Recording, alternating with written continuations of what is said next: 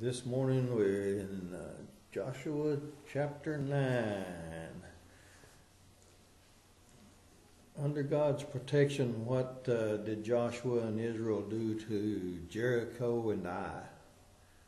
The last couple of weeks. They destroyed it. They destroyed it both, didn't they? Mm-hmm. How did they destroy Jericho? They walked around the city 7 days, and on the seventh day they blew the trumpet, and they all shouted, and the walls came down. All fell down, and then they walked everyone straight up into the city and killed everybody there that wasn't killed in the walls fell. How did they destroy Ai? Second time around. Yeah, I got when the first time they went up to Ai, I just about destroyed them. They run like cowards, didn't they? Why did they do that? Because God wasn't with them. They didn't consult God, did they?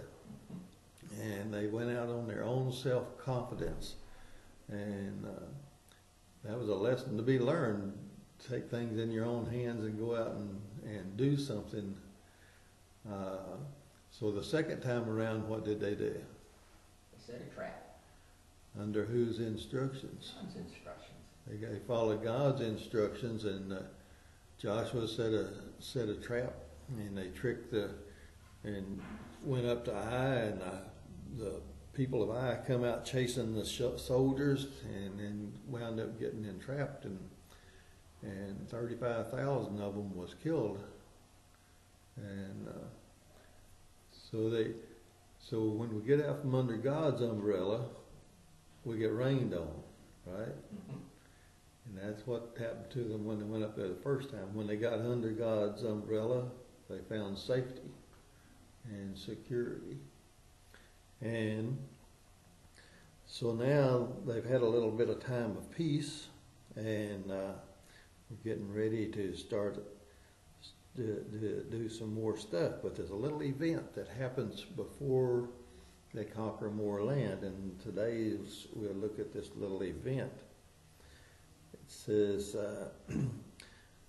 if you were all the kings of the neighboring lands, what would you do? Israel's coming in. They know that you've captured Jericho and you've captured Ai, and they know that from the hearing of the time in the wilderness and everything that God has promised Moses and promised the Israelites this land. Now, if you're you have two cities that fell to Israelites. Now, if you're the neighboring kings of all these people around in this land, what are you going to do? I believe I'd be talking peace with them. You'd be talking peace with them. All right. What else might you do? What would you do if you didn't want to talk peace with them? Run away and hide. Run away and hide. That's not what the kings did. We're going to look first at the one that did try to make peace with them. That's today's main session. Is we're looking at in chapter 9. We're going to look at this one nation that come to visit. Sent over delegates. Let's read 1 and 2, chapter 9, verse 1 and 2.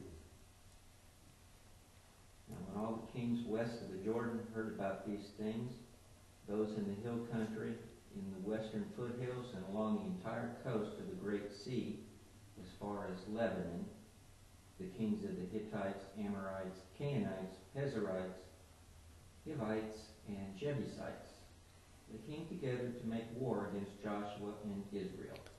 Now, what did all those kings do? They didn't try to make an alliance with them, did they? They got together. So how are we going to defend ourselves against Israel? Is what all the kings said. Now, in verse 3, from 3 through 27, this tells us about an alliance or a treaty that the Gibeonites or Hivites, whichever one you want to call them, made with Joshua and the Israelites. So not every king joined in with this coalition that's going to fight against Israel. This one nation decided to come over and visit Joshua and join the Israelites, but the way they did it, they didn't just come up and say, we want to surrender, become yours. Well, look here and see how they did it. Verse 3 and 5 says, and when the inhabitants of Gibeon heard that what Joshua had done unto Jericho and to Ai, they did work wily, and went and made as if they had been ambassadors, and took old sacks upon their asses, and wine bottles old and rent and bound up, and old shoes, and clouded upon their feet, and old garments upon them, and all the bread of their provision was dry and moldy. Now, why would they do that? Why would you gather up all this old stuff to go and talk to Israel about joining up with them? You're poor. You're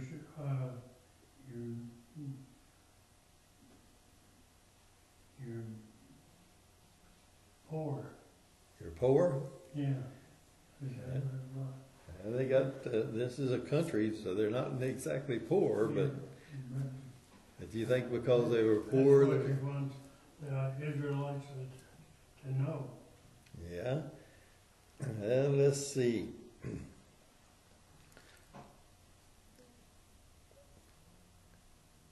They gathered up all this old stuff, and they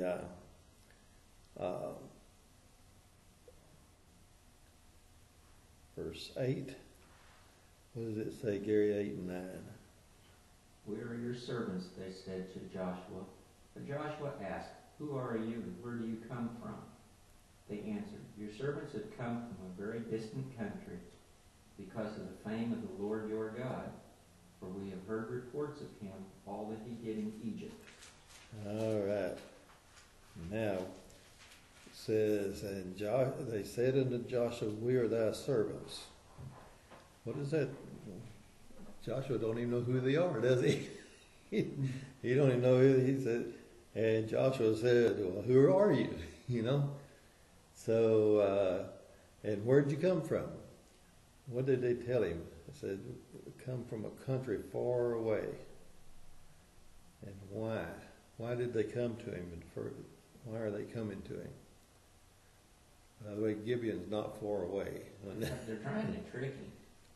Well, they're trying to trick him.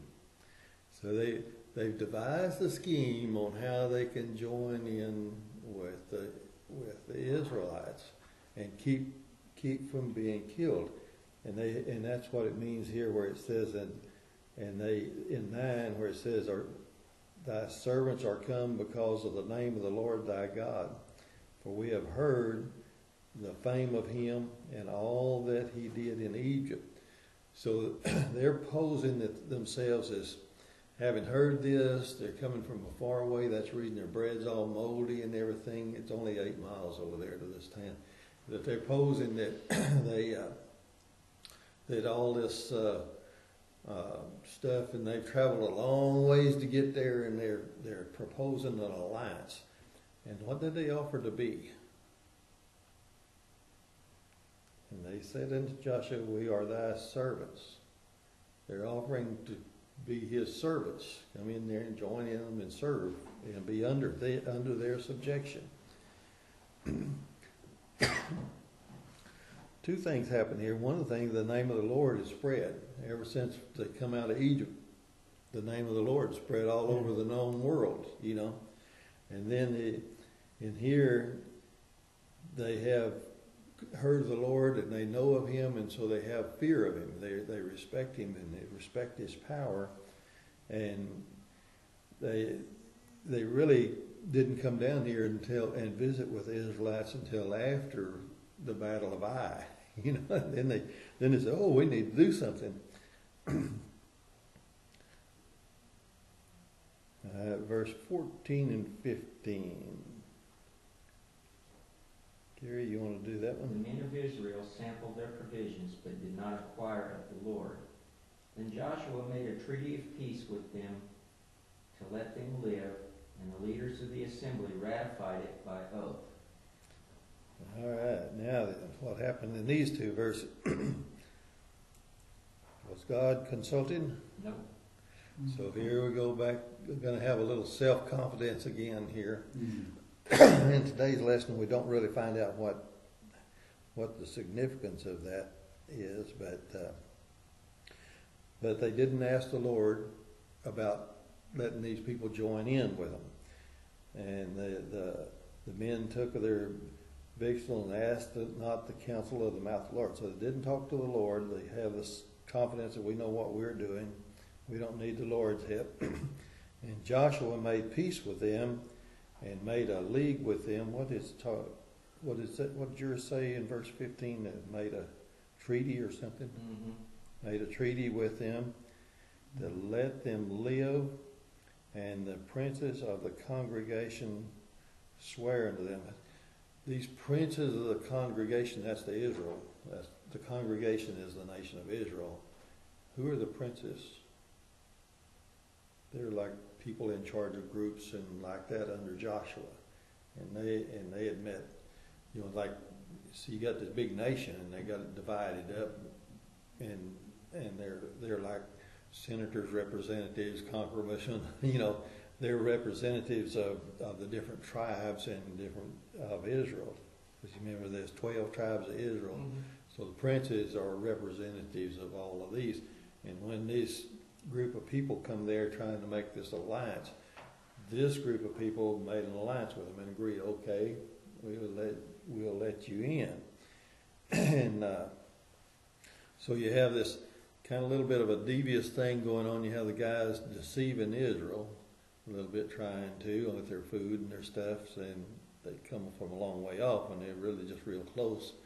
And then you have the leaders, some of the leaders of Israel that's saying, okay, yeah, we'll let you in, but they didn't consult God about it. Verse 16, have you got that one, Norm? Yeah. 3 days after they made the treaty with the Gibeonites, the Israelites heard that they were neighbors and living near them. So the Israelites set out, and on the 3rd day came to their cities, to Gibeon and Yeah, that's reading. I left that verse out of there. And now their cities were Gibeon and Sipirah and Beathroth and yeah. Okay. Now in verse 16 it says, what does it say in verse 16? What did the Israelites find out? They've been lied to. Oh, we've been tricked, hadn't we? We've been lied to. Now, and then just turn over to verse 19. Those verses I'm skipping has got all those things in there, not really pertinent to us. We're more interested in the reason why it might have meant something in the history of Israel and like that on there. But verse 19, what does it say, Gary?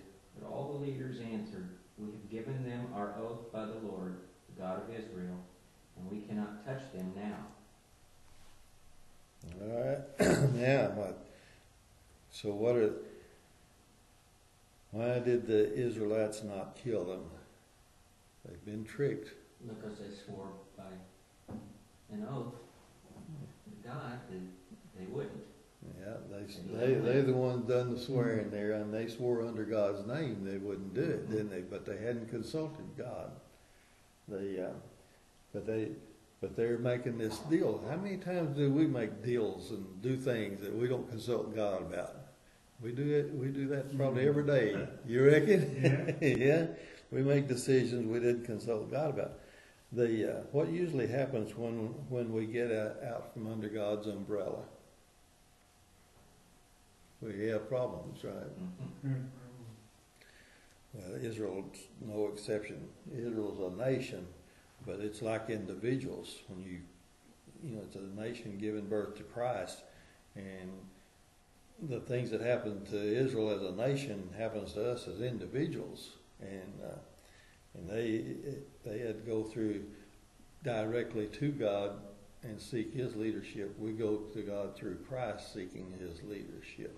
That's the main difference, is we have the Holy Spirit. They didn't. So they're kind of like winging it, and they don't have a Bible to follow, instructions, written down instructions, except for Moses' law. And so, even though they read it, then they get out and they kind of do these little bargaining things. And they do this off and on all the way through their history. It's not a new thing. So they didn't kill them because right then and there, because they had made an alliance. Now, verse 22 and 23. It says, "And Joshua called for them, and he spake unto them, saying, Wherefore have you beguiled us, saying, We are very far from you, when you dwell among us? Why are you lying to us? Now therefore you are cursed, and there shall none of you be freed from being bondmen, and hewers of wood, and drawers of water for the house of my God."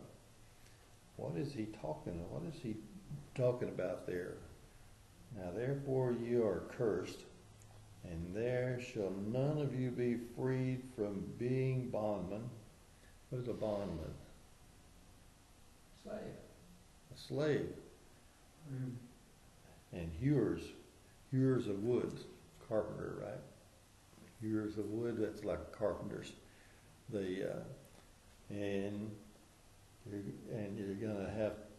You're gonna be drawers of water. Water is kind of a premium. It has been all the time in the land of Israel, right? It's always water's been a real. The River Jordan is the main source of water, so water's kind of hard to. So what is Joshua doing? He's making them bondsmen, and their job is going to be building things, carpentry work, and supplying and handling the water. If you were having to go down to the Jordan and get water for 1 million people or so, a couple of million people, that's a lot of water, right? And they're still wondering, they hadn't settled in a city. They're not in a city or anything. They're still out there. They've conquered Jericho. Everything was destroyed there except the food, and they're eating the leftover food from that. And they destroyed Ai, and now then Gibeon, the Gibeonites are making a deal to join in with them. So Joshua, they come there, and at first, you remember up in they told Joshua that they come down as they were his servants, so he made them into servanthoods where they're servants, and they continue. Where the scripture says they continue to this day. I don't know whether they're still there this far down or not, but they continued for a long time, still serving the Israelites. Verse 24. They answered Joshua, "Your servants were clearly told how the Lord your God had commanded his servant Moses to give you the whole land and to wipe out all its inhabitants from before you. So we feared for our lives because of you, and that is why we did this. We are now in your hands. Do to us whatever seems good and right to you." All right, so they come down there and they managed to finagle their way into the Israelites, and then they said, "Okay, Joshua, you know our deal. Here's our real honest story. What are you going to do?" So what did he? And so did he unto them, and delivered them out of the hand of the children of Israel, that they slew them not. And Joshua the people of Israel that wanted to go ahead and kill them, but Joshua made them that day hewers of wood and drawers of water and for the congregation and for the altar of the Lord, even unto this day in the place which he should choose. So they become servers.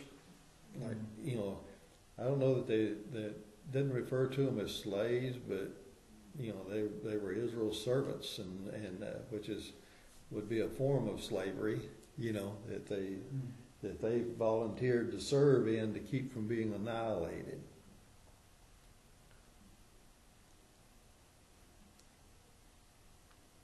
So what?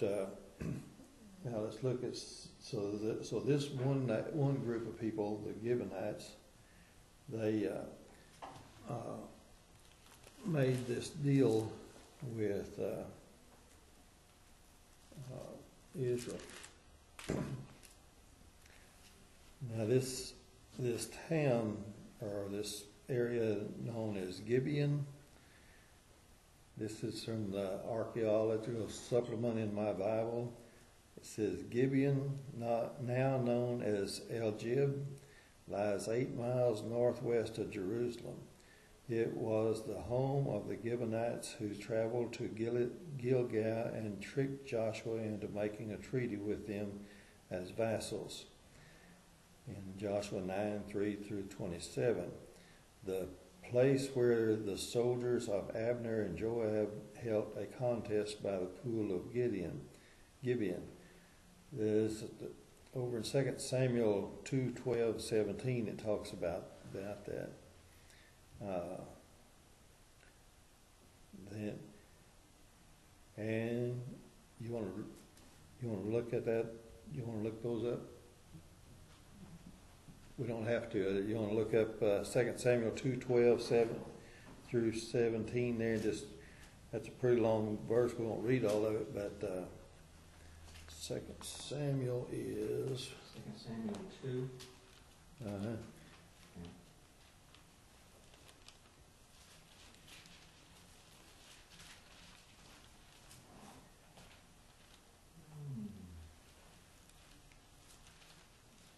Yeah, I can't find 2 Samuel myself. I've looked it up, but I hadn't planned on reading it, but we're a little ahead of time, so. Did you find it? The battle that day was very fierce when Abner and the men of Israel were defeated by David's men. So this is, so that when they went there, this place, the soldiers of Abner and Joab held a contest by the pool of Gibeon. Is that No. 2 Samuel 2:12? Oh, 2:12. Okay. You said 17. Well, 12 through 17.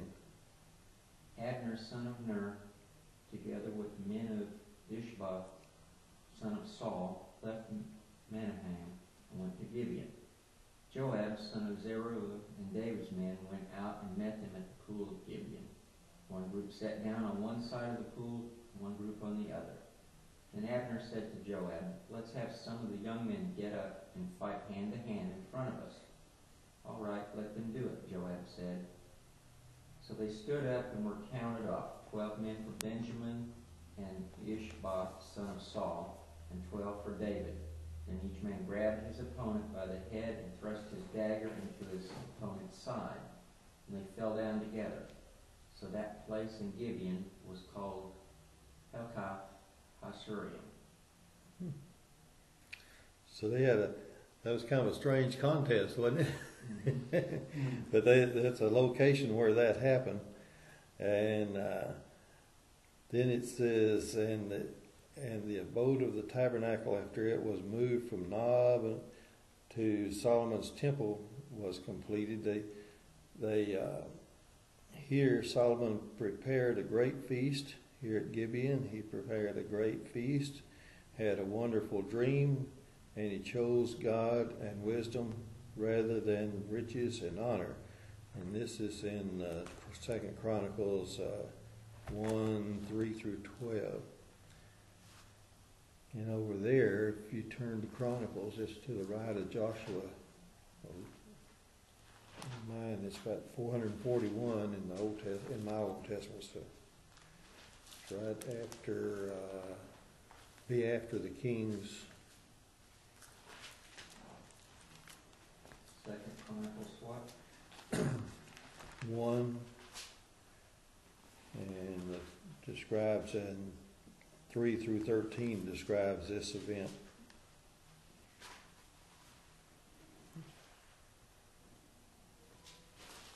It says,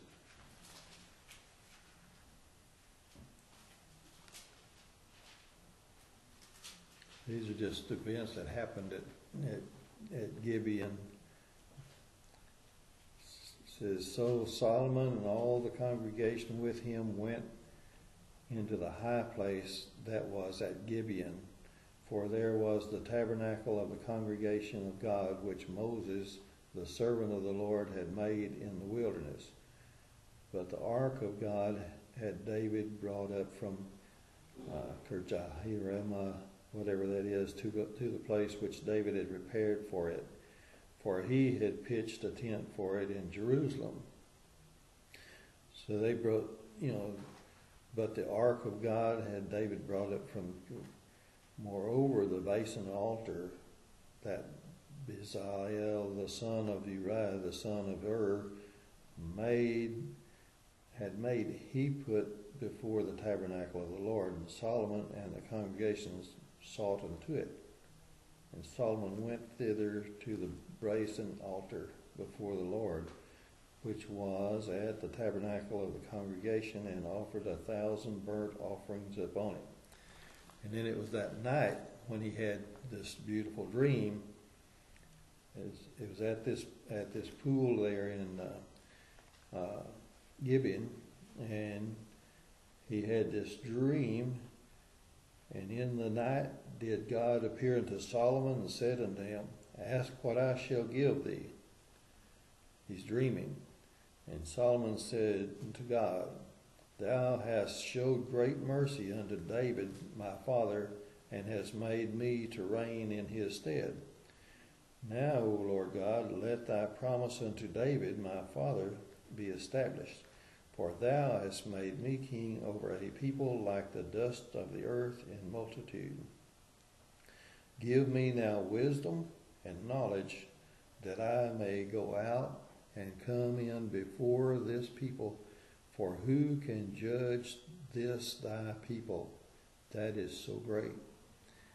And God said to Solomon, because this was in thine heart, that thou hast not asked for riches, wealth, or honor, nor the life of thine enemies, neither yet hast thou asked for long life, but hast asked wisdom and knowledge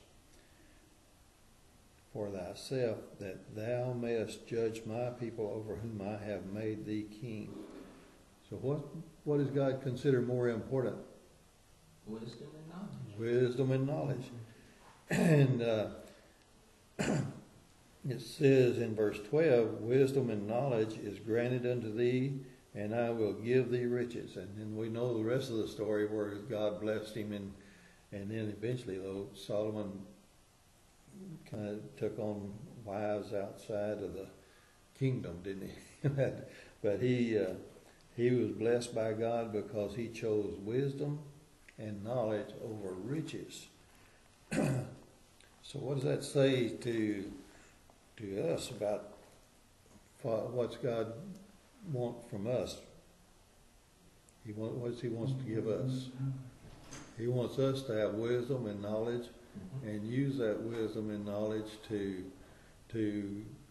go to manage his people and to see after his people. Anyway, those are things that happened at Gibeon. And hello, Doug. Johnny, may I have a word, please?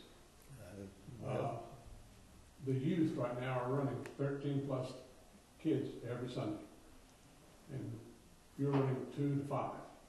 Would you be willing to swap rooms with them next Sunday? Works for me. It's fine. And when your class starts growing again, and I'm sure it will, we'll find a bigger place for you too. Yeah, no problem. Right now, they're almost stacking on top of each other in there. It's just that, yeah, I know that class is down, but we also started other classes and things out of it, and so it's no problem. Okay, as long as you're understanding, and I don't mean to push my weight around, because I don't have any weight to push around except this. There's no problem. Just, we can do that today if you want to. No, I'll just set it up for next Sunday. Next Sunday's Next fine. Sunday. Okay, appreciate it, my friend. Thank you. No problem.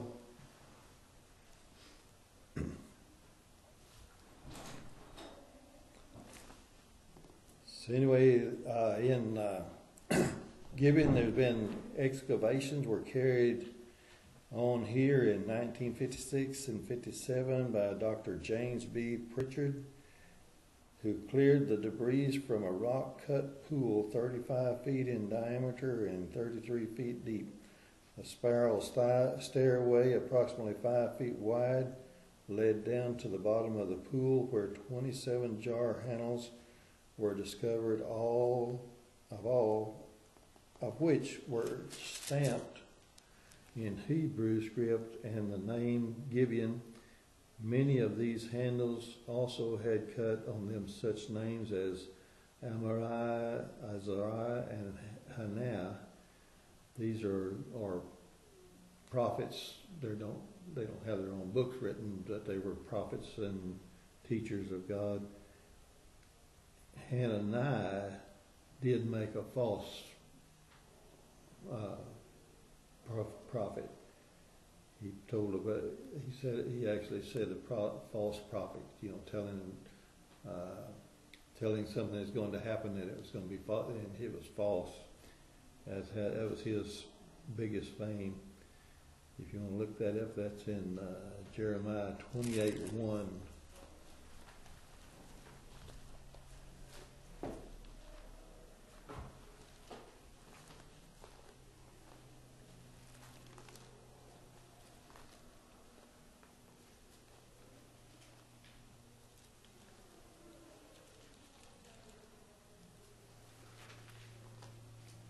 Jeremiah 28:1.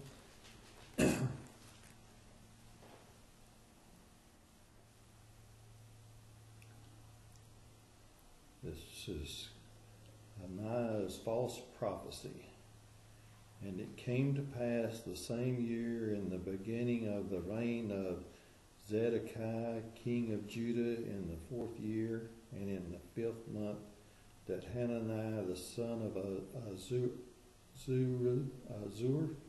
the prophet, which was of Gibeon, spake unto me in the house of the Lord, in the presence of the priest and of all the people, saying, and then it says, thus speak the Lord of the host, the God of Israel, saying, I have broken the yoke of the king of Babylon.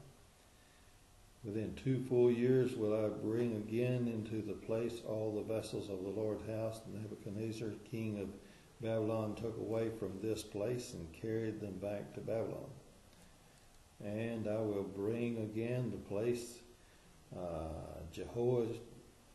Jeconiah, the son of Jehoiakim, king of Judah, with all the captives of Judah that went into Babylon, which the Lord, for I will break the yoke of the king of Babylon.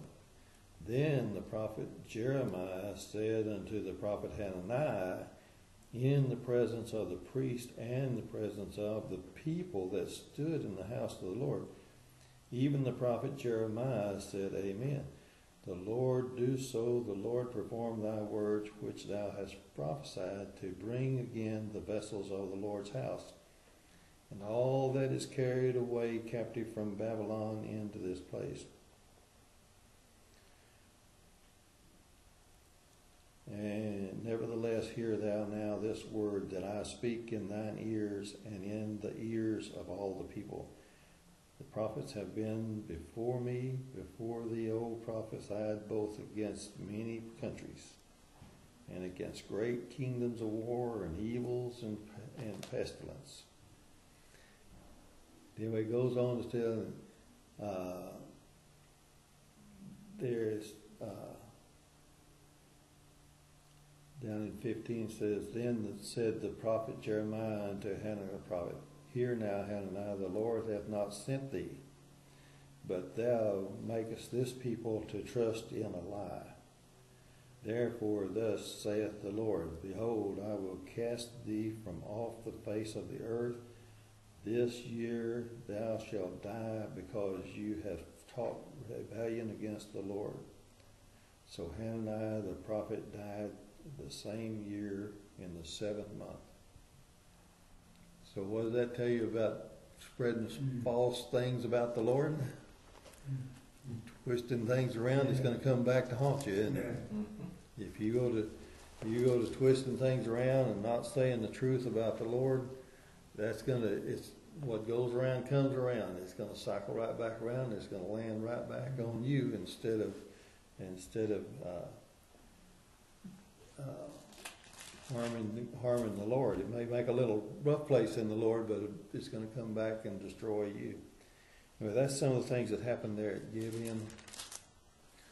And it says that at the bottom of the pool, the steps led into a tunnel which continued to a depth of 49 feet, 49 more feet, to a large underground spring room, the city's major water supply. This caused the excavator to exclaim, "Can it be that this impressive engineering feat, a rock-cut pool with steps leading down to the spring 82 feet below the surface, is the very landmark referred to as the scene of the contest between the men of Joab and the men of Abner?" He thought it was, and many people agree with his conclusions.